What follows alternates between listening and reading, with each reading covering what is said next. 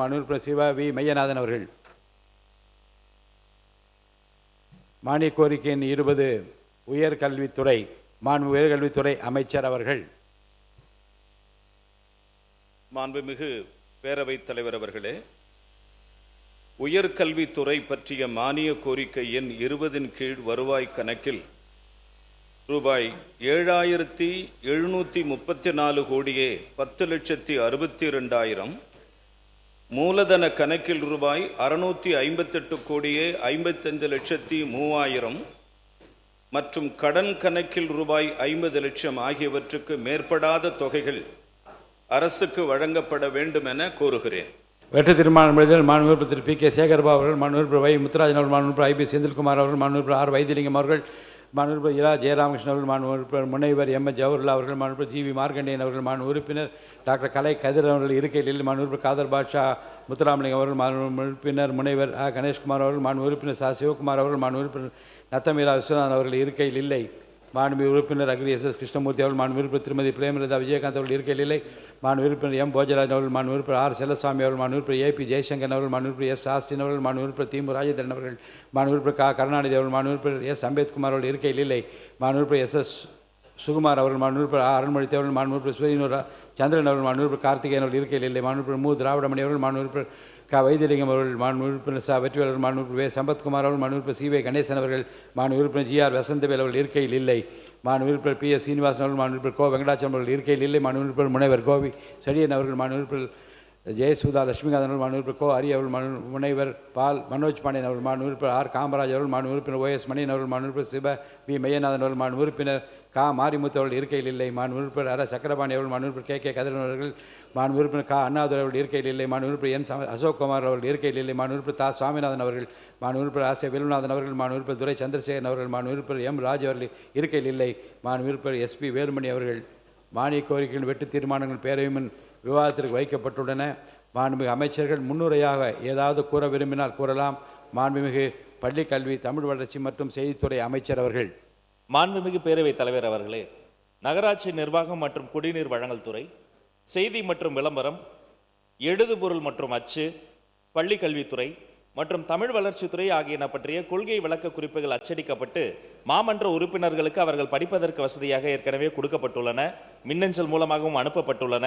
கொள்கை விளக்க குறிப்புகள் தமிழிலும் ஆங்கிலத்திலும் மாண்புமிகு உறுப்பினர்களுடைய மேசைகளில் உள்ள அந்த சிறு கணினியிலும் பதிவேற்றம் செய்யப்பட்டுள்ளன.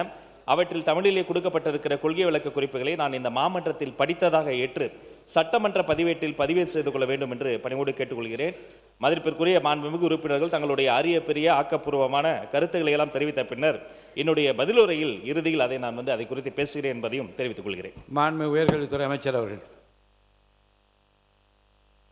மாண்புமிகு பேரவைத் தலைவர் அவர்களே, உயர்கல்வித்துறை பற்றிய கொள்கை விளக்க குறிப்பு அச்சடிக்கப்பட்டு மாமன்ற உறுப்பினர்களுக்கு அவர்கள் படிப்பதற்கு வசதியாக ஏற்கனவே கொடுக்கப்பட்டுள்ளது. மின்னஞ்சல் மூலமாகவும் அனுப்பப்பட்டுள்ளது. கொள்கை விளக்க குறிப்பு தமிழிலும் ஆங்கிலத்திலும் மாண்புமிகு உறுப்பினர்களுக்கிடையே மேசைகளில் உள்ள சிறு கணினியிலும் பதிவேற்றம் செய்யப்பட்டுள்ளது. அவற்றில் தமிழிலே கொடுக்கப்பட்டிருக்கிற கொள்கை விளக்க குறிப்பினை நான் இந்த மாமன்றத்திலே படித்ததாக ஏற்று சட்டமன்ற பதிவேட்டில் பதிவு செய்து கொள்ள வேண்டும் என்று பணிவோடு கேட்டுக்கொள்கிறேன். மாண்புமிகு உறுப்பினர்கள் தங்கள் அரிய கருத்துக்களை தெரிவித்த பின்னர் என்னுடைய பதிலுரையை அவற்றிற்கு விளக்கம் அளிக்கிறேன் என்பதை இந்த மாமன்றத்தில் தெரிவித்துக் கொள்கிறேன். கோரிக்கைகள் மீது விவாதம். இன்று 6 மானிய கோரிக்கைகள் விவாதத்திற்கு வைக்கப்பட்டுள்ளன. மாண்பு உறுப்பினர்கள் 6 மானிய கோரிக்கைகள் மீதும் சேர்த்தே பேசலாம். விவாதத்தை தொடங்கி வைப்பவர் மாண்புமிகு உறுப்பினர் திரு கே. என். நேரு அவர்கள். வாங்க. மாண்புமிகு முன்னாள் முதலமைச்சர் எடப்பாடி கே.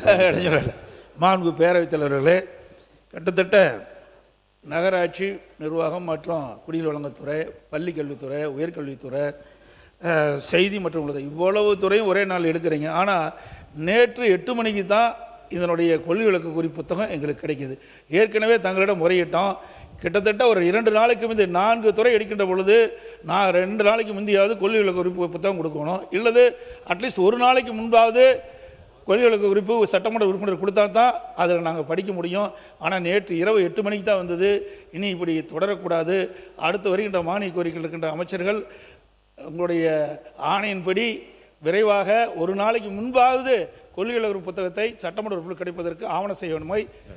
அதில் எனக்கு ஒரு அட்வான்டேஜ் என்னென்னா, ரொம்ப லேட்டாக வரதுனால ரொம்ப குறைவாக பேசி சீக்கிரமாக முடிப்பீங்க நான் நம்புகிறேன். மக்களுடைய பிரச்சனை பேசுறது லைட்டர் வெயின், பேரவைத் தலைவர்களே, ரொம்ப லைட்டர் வெயினில் இதை சொல்கிறேன். மாண்பு உறுப்பினர் ஏற்கனவே முன்னாள் முதலமைச்சர் மாண்பு உறுப்பினர் எடப்பாடி சொன்னது போல் 2 நாளைக்கு முன்பாகவே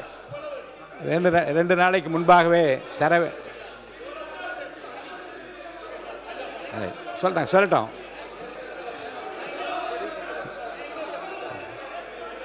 மாண்புடைய உறுப்பினுடைய மன ஆதங்கம் எனக்கு புரிகிறது. ஏற்கனவே இதை 2 நாளைக்கு முன்பாக தர வேண்டும் என்று நான் ஏற்கனவே கோரியிருக்கின்றேன்.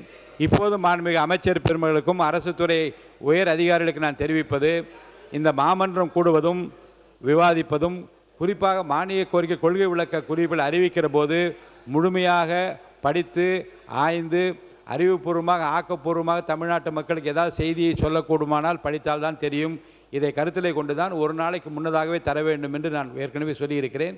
இனி வருங்காலில் வரக்கூடிய மானிய கோரிக்கைகளில் 24 மணி நேரத்துக்கு முன்னதாகவே அதை தந்தால்தான் உறுப்பினர் இங்கே பயனுள்ள கருத்துக்களை தெரிவிக்க முடியும் என்பதை மீண்டும் நான் வலியுறுத்த விரும்புகிறேன்.